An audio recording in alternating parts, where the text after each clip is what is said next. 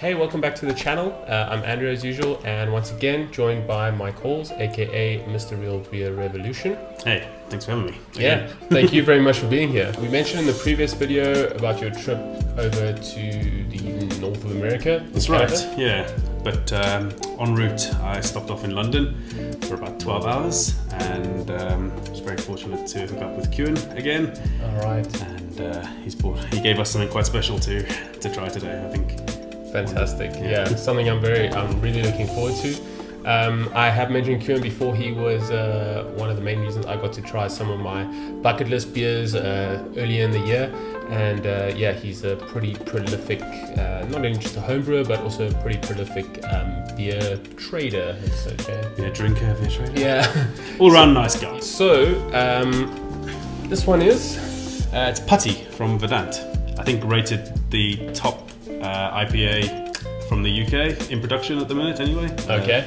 On Untapped, but I think it's a solid 4.35. Yeah, I think it's almost pushing 4.5 on Untapped. Yeah, it's a 8% double IPA. You want to read some of the ingredients in there? I see there. Yeah, so on the malts we got Golden Promise, wheat, oats and flaked wheat. Hops are Mosaic, Galaxy and Uzaka. Not heard of that one before. And then the standard yeast that the guys seem to use for this one, the London Ale 3. Okay. Yeah. All right.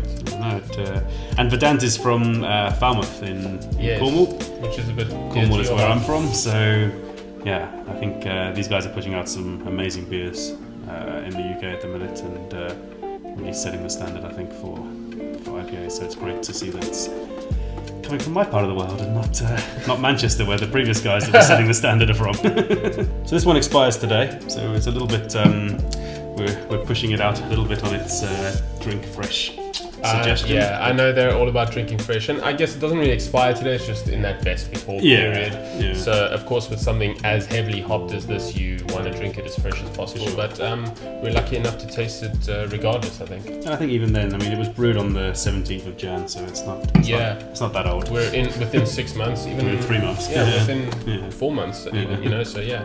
I'm very excited. Verdant is a brewery that I've been wanting to try for a while, but a really nice label design as well.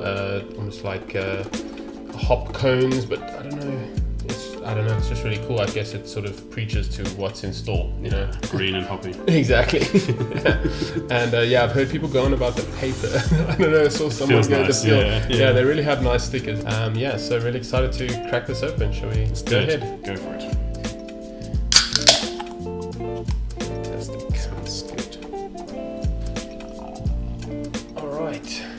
So that beer is Haze for Days. Yeah, you can't see through that at all. No. I'm looking right at your light there, and I can't even see that. Yeah. That's amazing. I can't see anything in there. It is sort of like pineapple juice looking, slightly like a hazy orange sort of color. Definitely, yeah. Not much head again to speak of with this one again. Pinky finger, half a pinky finger, if that. But yeah. It rises up quite nicely there. It does, yeah. Give it a swirl, yeah. Let's get the nose on this, shall we? Yeah. Wow. Alright, so that's pretty dank. Lots of mango. Definitely citrus anyway, but like swaying towards lemon. Yeah, for me it's kind of sweet. And I think that might be due to it being maybe not as fresh. Maybe, yeah. So I definitely don't think the hops are as prominent as the previous beer we had. No. The foam, no. But still pretty enticing. Almost like a fruit smoothie. Oh, they're definitely there. Bit of pine as well. Yes, definitely. Real resiny. Aesthetically very pleasing. Great aroma. Let's do it.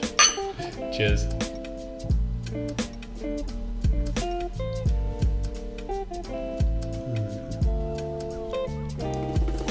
It's got a lovely mouthfeel. Yeah, wow.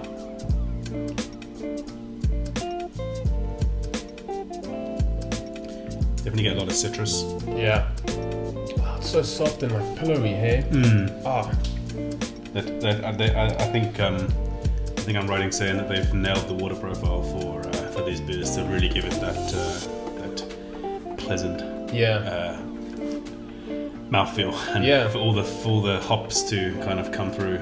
Of course. In the mouth. Yeah. No, it definitely shines. I mean, I'm assuming that water profile allows the hops to shine as they do, and wow, from a mouthfeel perspective, it's amazing. It's a beautiful beer.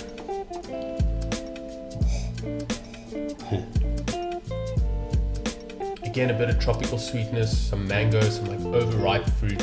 Bit of passion fruit Yeah, again. Definitely. Yeah, it's a lot more danker than I expected. Like, really. It is, yeah. I don't think it's lost too much in the age of the can. Not at all. But I didn't try it when it was fresh. Of course, yeah. We don't really have a yardstick to hold it up against, but yeah, it's pretty good. If there was a better version of this when it was fresh, then yeah. You hate to think what that's like. This is one of the nicest double IPAs I've tried, and I've tried a lot of nice double IPAs lately. So, yeah, easily. So I mean, this matches up from your perspective to what you tried in. Definitely, yeah. It's up there, and I mean, for me, I prefer this to a lot of the ones I had. That's fantastic. Yeah. I was going to name them, but I thought I'd better. No.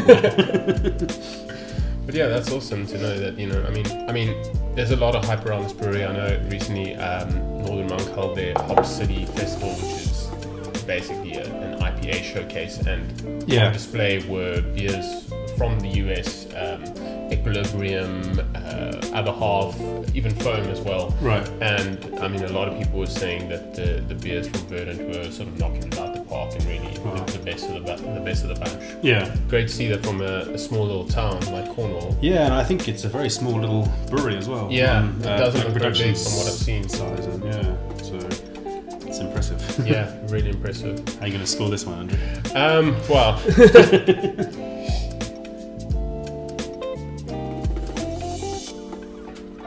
Yeah, out of 10, for me again, this is, I'll give this a 9.5. Yeah, easily a 9.5, I think, yeah. Half just because maybe it would get the full 10 when it was fresh. Exactly, yeah. Yeah, I mean, maybe we're not trying it in its optimum form, but flippin' hell, it really clings to my mouth. I mean, like, it's still there, right now, and it lingers. I can feel it on the inside of my cheeks, and the mouthfeel is just fantastic. I mean, it's thicker than some stouts I've had. It's incredible. I just keep checking the ABV as well, because apparently it's an 8%. 8%. It doesn't give you much alcohol warmth at all. No. It's a horrible saying, but it's a perfectly balanced beer. I think it certainly doesn't drink like an 8% beer, but which is very dangerous. I'm loving it. Yeah.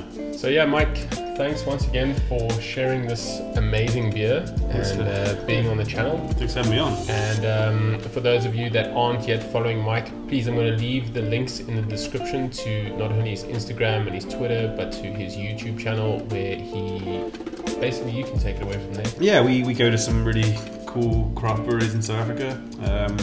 They're very kind to give us their recipe, so we scale that recipe down to brew on my grandfather, to brew on a 23-litre batch, and then we put the recipe out there, put the full video out with like detailed step-by-steps on how to make it.